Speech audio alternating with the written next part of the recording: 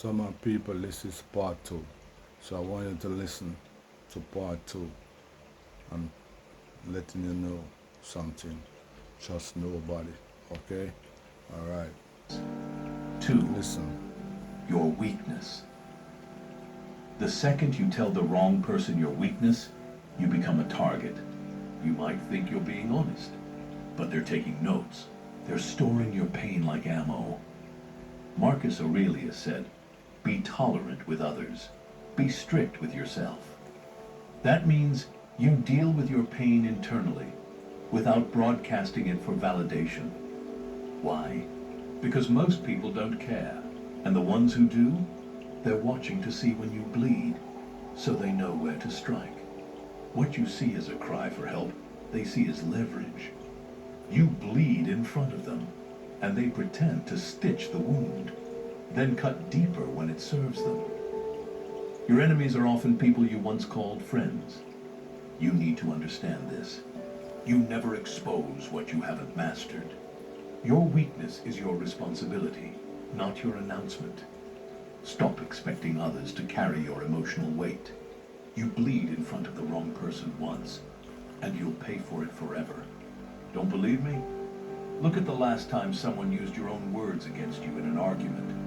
That friend who remembered what you said in weakness. That relative who laughed about your fear months later. That ex who exposed your deepest insecurity after the breakup. They don't forget. They collect. Never forget this. Your enemies were once your confidants. Your biggest betrayals will come from familiar faces. And the wounds that hurt the most will be the ones you volunteered. So what do? You build yourself up. In private. You conquer your demons behind closed doors. You become the kind of man who masters his wounds, not markets them. And if you're thinking, but I need support, let me tell you something. Support is earned through strength, not tears. Because in a world full of emotional exhibitionists, the man who is stoic, who is unreadable, that's the man they respect. He's unpredictable. He's powerful. He's untouchable. You don't walk around showing your cracks. You become the storm that doesn't break. Because the second you show them where to hit, they will. Your pain is sacred, protected. Now let's go even deeper. Your enemies, they often used to be your friends, the people you shared secrets with, the ones who knew your fears, the ones who said, "I got you." One day, they'll turn. And when they do, they'll weaponize everything you ever told them. Stop expecting loyalty from people who benefit from your weakness. You don't owe the world your truth. You owe yourself your dignity. And here's something Machiavelli would whisper if he sat across from you right now. If you want control, never expose the variables people can use to control you. Be cold, be quiet, be unreadable. Let people guess what hurts you. Let them try to figure it out. Let them fail. Because the moment they know you, they own you. If you're still here, you're not like most. Most people quit. They scroll. But you're still watching. And that says something. You're hungry. You want power over your life. So congratulations. Because the next one is where most people destroy themselves without even realizing it. This is the one that ruins reputations, sparks jealousy, and paints a target on your back. 3. Your income. The richer you get, the quieter you need to be. There's a reason old money is quiet, and new money is loud.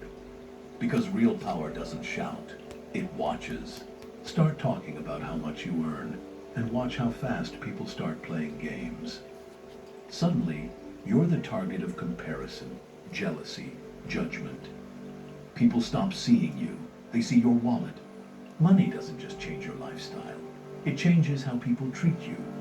You tell someone your income, and they begin calculating how to use you, how to beat you, or how to destroy you.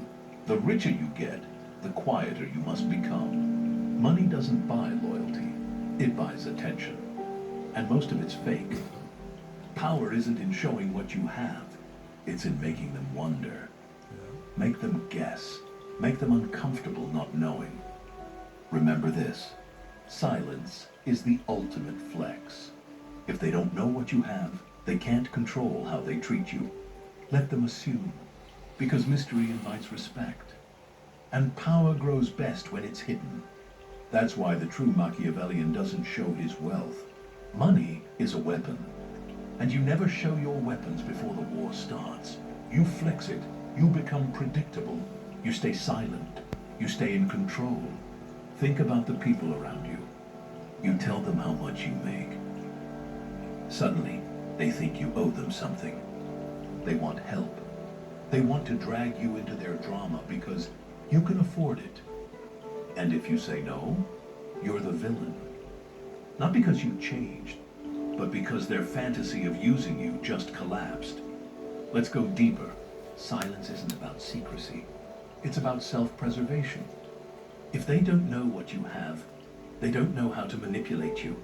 You can walk into a room and be underestimated. And that's your edge. They won't see you coming. They won't plan for you. They won't prepare defenses. Because you never gave them a reason to. But the moment you speak on it, the moment you start flexing your income, you paint a target on your back. And the world starts aiming. The ones who really have power, they let others guess. Let them wonder how much you make. Let them assume. Because mystery is more powerful than wealth. People respect what they can't figure out. They fear what they can't label. They watch what they can't access. If you want to own the room, don't show up screaming about your bank account. Own your silence. You don't need to explain your lifestyle. You don't need to justify your success. You don't need to defend what you earn. Now pause. Ask yourself, how many people in your life know what you make? And what did it really bring you? Did it bring peace or pressure, support or suspicion? If you're honest, you already know the answer. Let me paint you a scene. You tell your friend you made... My people, that's part two. That's part two. I don't care what nobody want to say, but that's part two. And that's truth. Right? So, I'm going to do part three. Okay? Right? So, just stay put. Because part three is coming right at you. Okay? Alright. Teaching you something. Okay?